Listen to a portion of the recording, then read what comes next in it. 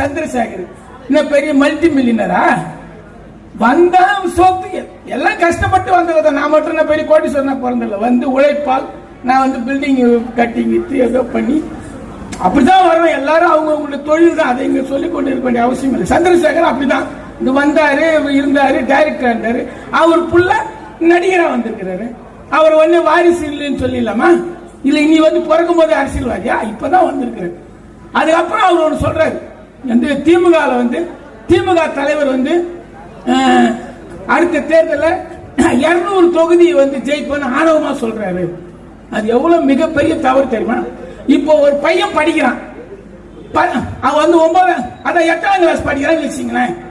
அவன் சொல்றான், நான் வந்து 8ஆம் கிளாஸ் படிக்கிறேன், இப்ப வந்து நான் வந்து 60 மார்க் எடுத்துருக்கிறேன். நல்லா படிச்சு 9வது படிக்கும் போது நான் 80 மார்க் எடுப்பேன்னு சொல்றான்னா அது பேர் ஆணவமா? நல்லா படிச்சா மார்க் போட போறாரு, 80 மார்க் எடுக்க போறான். அதே மாதிரி ஒரு டிரைவர் சரியா கத்துக்காத ஒரு டிரைவர் வந்து வண்டி ஓட்டல. இந்த இப்ப வந்து கவுன்சிலர் ஜெயிச்சிருக்காரு. இப்ப பாத்தீங்கன்னா மழை வெள்ளத்துக்கெல்லாம் கூட அமைச்சர் முன்னிலையில் கூட்டம் நடந்தப்போ அப்போ ஆய்வு கூட்டம் நடத்தினார். அந்த ஆய்வு கூட்டத்தில் வந்து பொதுமக்கள் அப்புறம் வந்து அசோசியேஷன் வந்தவங்க என்ன சொன்னாங்கன்னா, திவாகர் வந்து மழை பெஞ்சப்போ எங்களுக்கு வந்து வீடுக்கு வந்து அதை தெருவா வந்து எங்களுடைய கஷ்டத்தை போக்கி மழை தண்ணியெல்லாம் வராம பாத்துக்கிட்டாரு. எந்த பிரச்சனைனாலும் உடனே எங்களுக்கு வந்து நிக்கிறாருன்றாங்க. இந்த மாதிரி ஒரு தொகுதி ஃபுல்லா அவர் சுத்தி வந்து நல்லது பண்றாருன்னா, இந்த தடவை 3800 ஓட்டுல ஜெயிச்சிருக்காரா, அடுத்த தடவை 6000 ஓட்டுல ஜெயிப்பார்.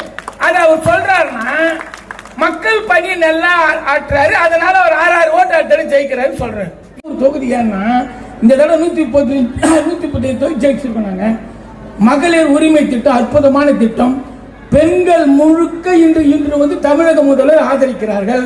இலவச பஸ்ஸுக்கு நல்லது பண்ணுகிற ஜெயிக்க போறார். அது எப்படி ஆணவமாகும்? ஆணவம் எது தெரியுமா? விஜய் வந்து அரசியல் வர்றாரு. அரசியல் வந்தோன்னு அவரு மேடையில பேசுறாரு, நான் வந்து உங்களை காப்பாற்ற வந்துக்கிறேன். நான் எப்படி வந்துக்கிறேன் தெரியுமா? நான் 200 கோடி சம்பளம் வாங்கிக்கிறேன், அதை விட்டுட்டு உங்களுக்காக வந்துக்கிறேன். இதுதான் ஆணவம். உன்னை யாரா வர சொன்னாங்களா? 200 கோடி சம்பளம் வாங்கிக்கிறேன் விட்டு வர சொன்னாங்க? 200 கோடி சம்பளம் வாங்கிக்கிறேன், நானு உங்களை காப்பாற்ற வந்துக்கிறேன். ஆணவமா சொன்னது நீதான். அது பேர் தான் ஆணவம். நான் மக்களுக்கு எல்லாம் நல்லது செய்யறேன், அதனால இந்த தடவை 130, அடுத்த முறை 200 தொகுதி ஜெயிப் பண்றது அவருடைய ஒர்க், அவருடைய பணிகள், மக்கள் பணி திட்டங்கள். அந்த திட்டத்துக்கு ஜனங்க ஓட்டு போடும் சொல்றாரு.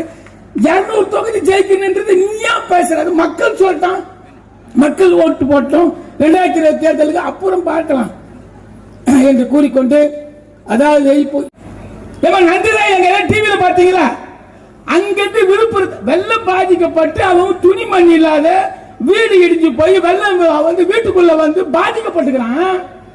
இவன் வந்து அங்க போல 10 பேர் மட்டும் என் வீட்டுக்கு வாங்கன்னு சொல்லி 10 அவங்க வரத்துக்குள்ள கேமரா எல்லாம் ரெடி பண்ணி ஷூட்டிங் பண்றவங்க தானுங்க. கேமரா எல்லாம் ரெடி பண்ணிட்டு 10 பேருக்கு நிவாரணம் கொடுத்து அனுப்பிச்சு விட்டான். அவனுங்களே வண்டி வச்சு பஸ்ஸுக்கு செலவு பண்ணி வந்தானுங்க. இதை வாங்கி அவங்கள பஸ்ஸுக்கு செலவு பண்ணி போயிட்டானுங்க. எவ்வளவு ஒரு அயோக்கியத்தனம்! இவெல்லாம் எதிர்காலத்தில் தப்பி தவறி வந்தா என்ன பண்ணுவான் நீங்க யோசிங்க. வரவே முடியாது. தமிழ்நாட்டு மக்கள் அவ்வளவு கேவலம்.